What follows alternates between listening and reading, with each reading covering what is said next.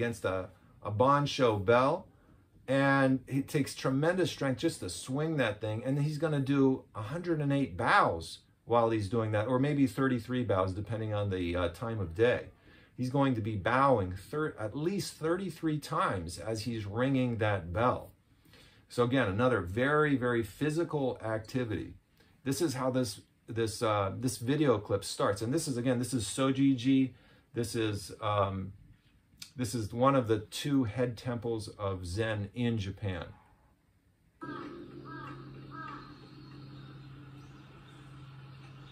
This is the Daibansho, the Great Bell at Sojiji, Japan's largest Soto Zen temple. It is rung daily to summon monks to meditation or ceremonial duties.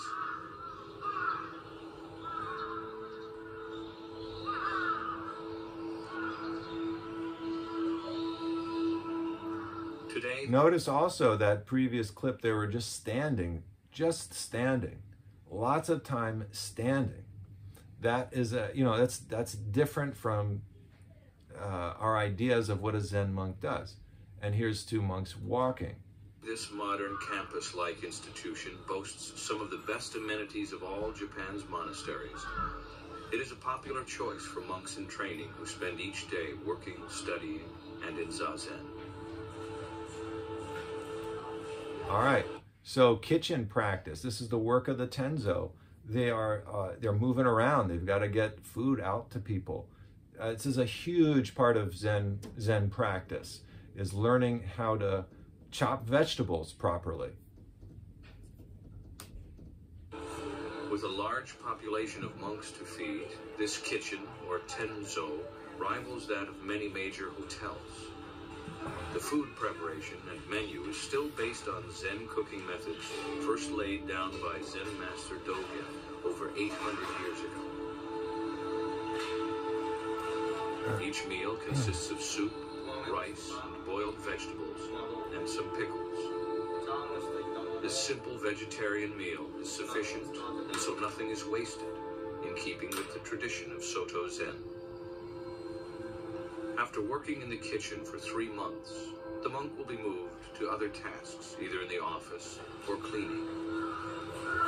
All right, now this clip here, this is what I really want to emphasize here. Watch how these monks are cleaning the temple floor.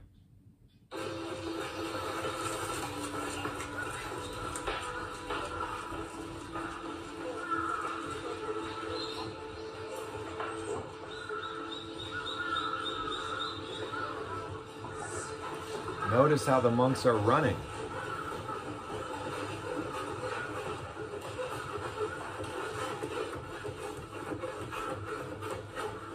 This is the long corridor that leads to the Sodo, or meditation hall. Every day, the novice monks clean the floor using cloth rags known as Zoken.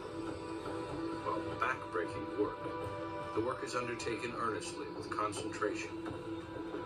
Tasks such as cooking, sweeping, and cleaning are called samu and are given the same reverence as the practice of Zazen itself.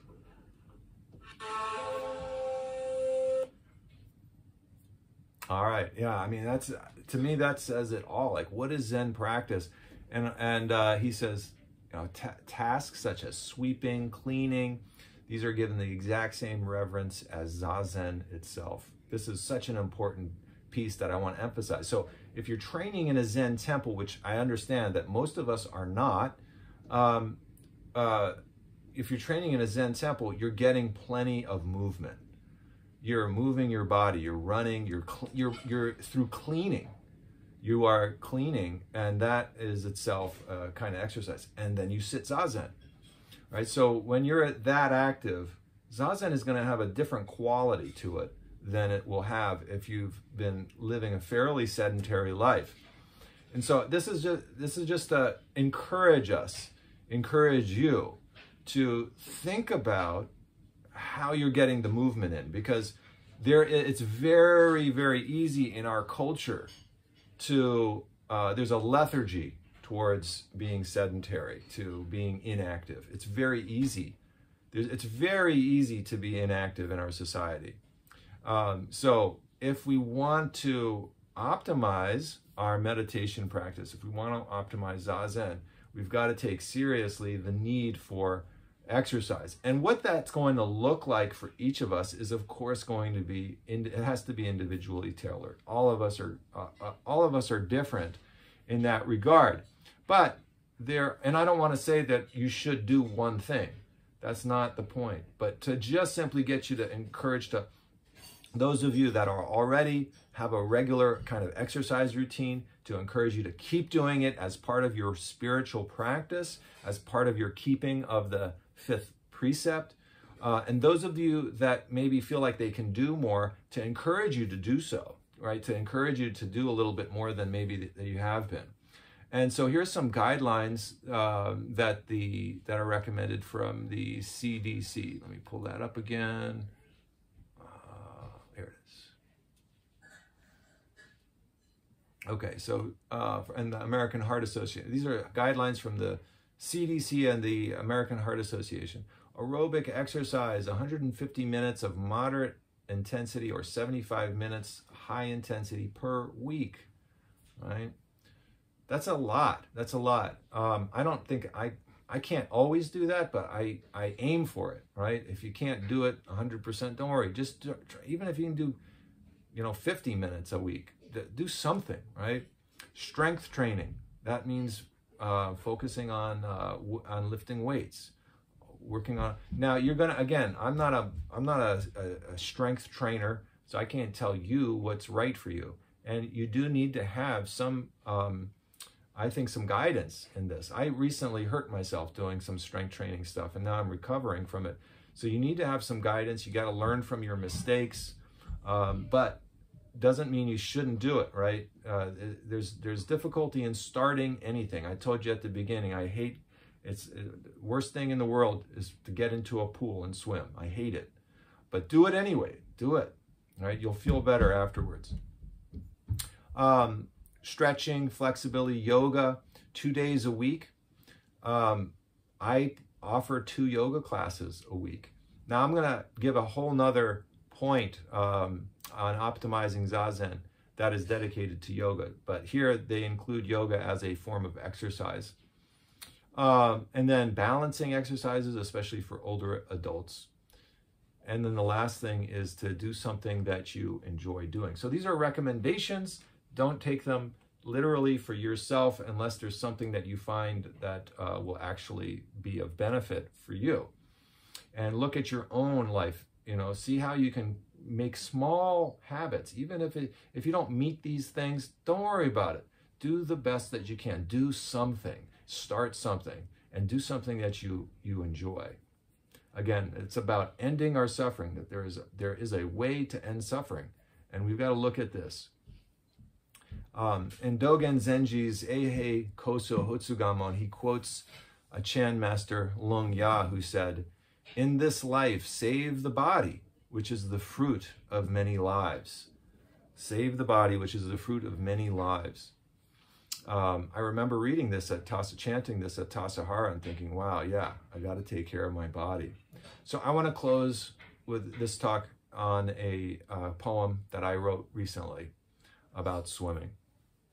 Taking off my clothes as the snake parts with desiccated skin.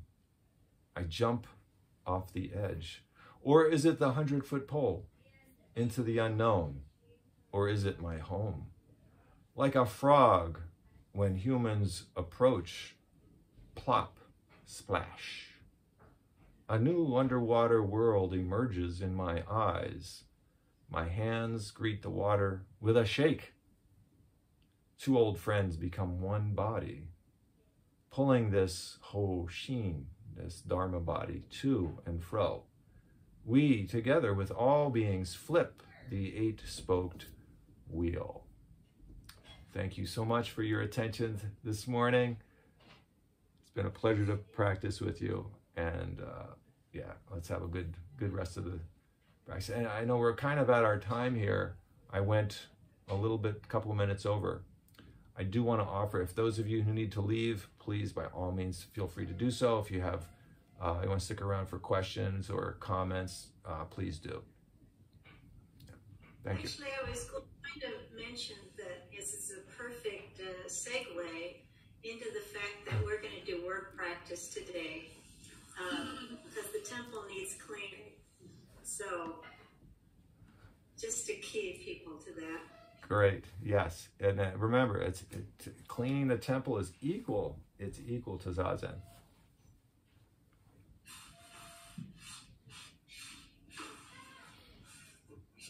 Anyone? Questions or comments for Daishi? If not, should we put our cushions back in place? Yeah, let's do it. Bow out. All right, that sounds good. Sounds good. Thank you guys so much. Thank you, Thank you very much. Thank you.